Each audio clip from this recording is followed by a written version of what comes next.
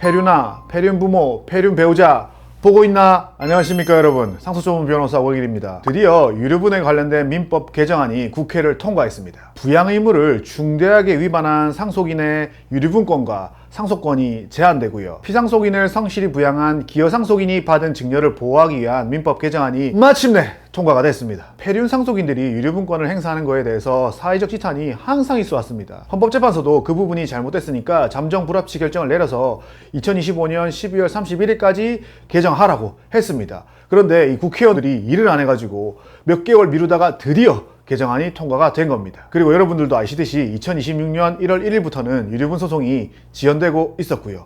물론 이걸 핑계 삼아서 그 전에부터 지연되고 있었을 가능성도 매우 높습니다. 이번 민법 개정을 통해서 상속권을 상실시킬 수 있는 폐륜 상속인의 범위가 구하라법 때문에 직계 존속만 됐었거든요. 근데 그걸 넘어서 직계 비속, 폐륜 자식들, 그리고 폐륜 배우자죠.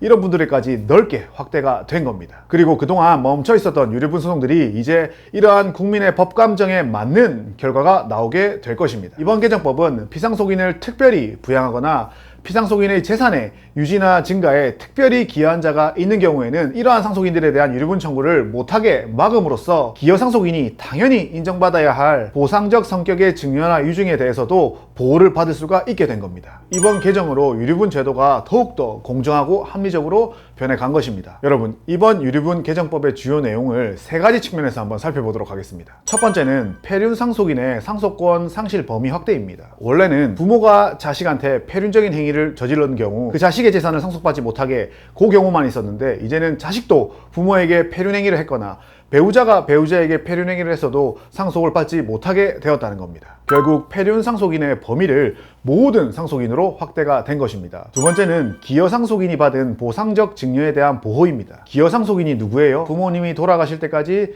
평생을 부모님을 부양하거나 부모님이 말년에 치매나 이런 병들이 있어서 간호한 분들, 이러한 부양적 기여가 있는 분들 하고요.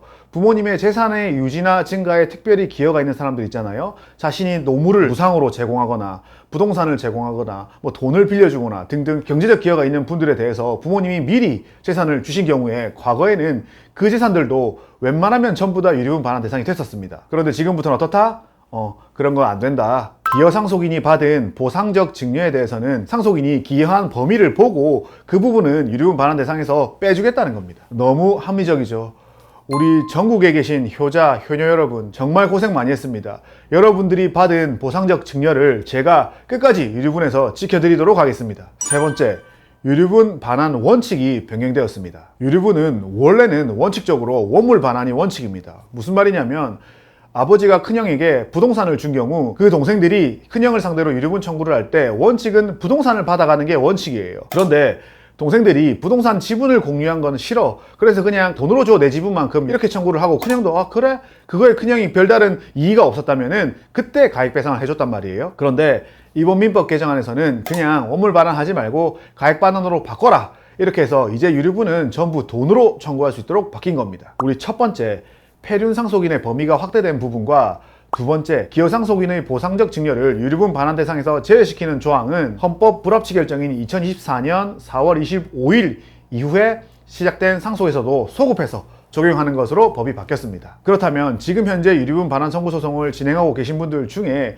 부모님들의 사망 일시가 2024년 4월 25일 이후라면 이 조항들이 소급 적용이 되기 때문에 이런 것들을 꼼꼼히 살펴봐야 되겠죠. 그럼 거기에 대한 소송도 들어갈 거고요. 그 다음에 유류분 청구 소송을 당하신 분들 입장에서는 이거 내가 부모님한테 기여했기 때문에 받은 보상적 증여야 라고 주장하면서 이건 유류분 반환 대상이 안 돼, 이건 빼야 돼, 이 주장이 가능하게 됐다는 거죠. 이제 우리는 다시 소송으로 복귀해서 열심히 달릴 일만 남았습니다. 지금까지 소송을 하지 않으셨던 분들도 이제 드디어 소송을 할 타이밍이 온 겁니다. 저는 상속전문 변호사 우광일이었고요. 다음에 더욱더 좋은 영상으로 돌아오도록 하겠습니다. 여러분 안녕히 계십시오.